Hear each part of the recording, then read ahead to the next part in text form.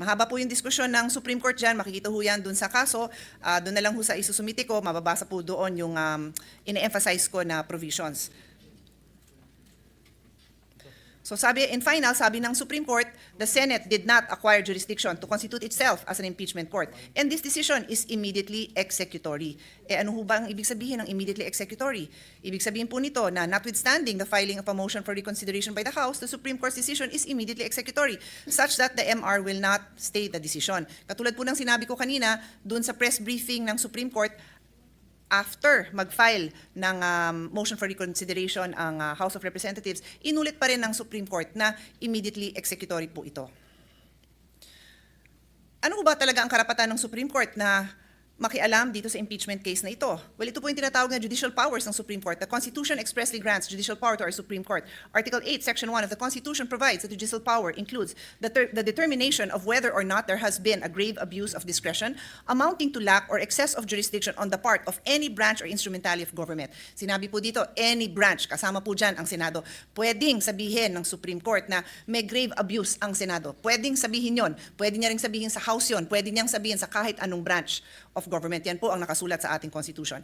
In Francisco versus House of Representatives, the Supreme Court ruled that, and the judiciary in turn, with the Supreme Court as the final arbiter, effectively checks the other departments in the exercise of its power to determine the law, and hence to declare executive and legislative acts void if violative of the Constitution. So sinabi talaga dito, possible na ang executive act, ang legislative act ay maging void. In case of conflict, the judicial department is the only constitutional organ which can be called upon to determine the proper allocation of powers between the several departments and among the integral or constituent units thereof. The House of Representatives urged the Supreme Court to exercise judicial restraint. Sabi ng House, hinay-hinay lang, Supreme Court, so that you can avoid encroaching upon the powers of the legislature and violating the principle of separation of powers. However, the Supreme Court in Duterte versus HREP held that there is a clear and demonstrable textual commitment in the Constitution for the court to act on any grave abuse of discretion of any branch or instrumentality of government. This includes the House of Representatives or the Senate in their exercise of their prerogatives with respect to the process of impeachment. Grave abuse of discretion from the provision does not mean actions without jurisdiction. It includes acts which originally may have been within their discretion, but subsequently the subject of a violation of a constitutional right. This is what is meant by excess of jurisdiction. This court does not decide whether and when to initiate a case of impeachment. However, the court has the power to decide how the provisions which limit the exercise are to be interpreted. On due process, numerous Supreme Court decisions expound on procedural due process in various contexts. These cases underscore the Supreme Court's enduring commitment to uphold procedural due process as a safeguard against arbitrary government action. Bakit pumasok itong issue na due process? Kasi sinabi ng Supreme Court, hindi naman nagkaroon ng pagkakataon ang Vice President na makita ang complaint sa kanya, hindi rin nakita ang mga ebidensya. Due process exists kahit saan daw pong parte ng paggogobyerno natin. Based on the decision, in order to proceed with the impeachment proceedings, the House prosecutors must show not only a valid ground thereof, but also that procedural due process has properly been observed, as this safeguards individuals from the arbitrary exercise of government power by requiring adherence to fair procedures. As such, when there is a violation of due process as enshrined under the Constitution, the case must be dismissed. Kailangan ba ng Senado sumunod sa Korte Suprema? Sinabi ko po at uulitin ko na ang sabi ng Korte Suprema, void ab initio nga po ang kaso. Walang bisa. In Latin, void ab initio means void from the beginning. Sa umpisa pa lang, void. It indicates that something was never valid or legally effective from its inception, rather than becoming invalid at a later point in time. So sa umpisa pa lang, invalid. Hindi siya naging invalid later on, invalid siya sa umpisa pa lang. Absolutely non-existence from the very beginning. Yan ang ibig sabihin ng ab initio.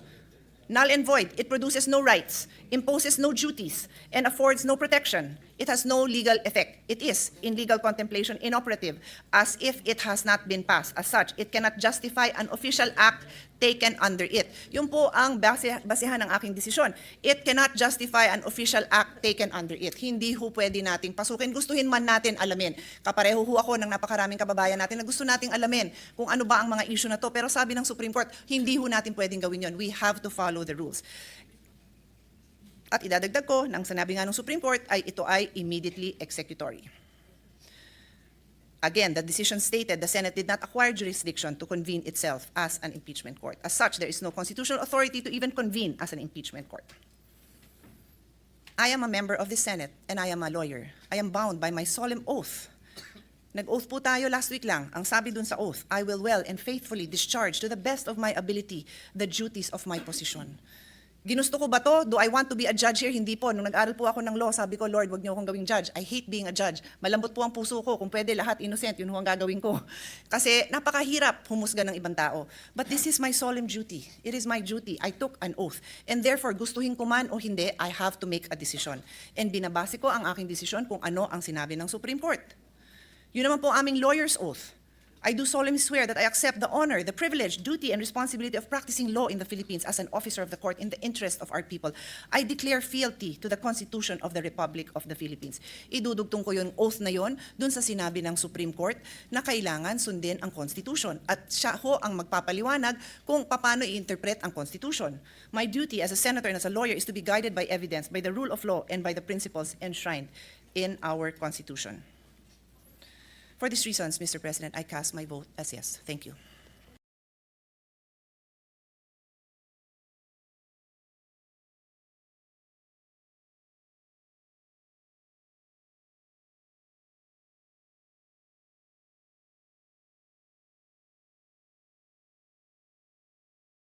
I am not a Filipino for nothing.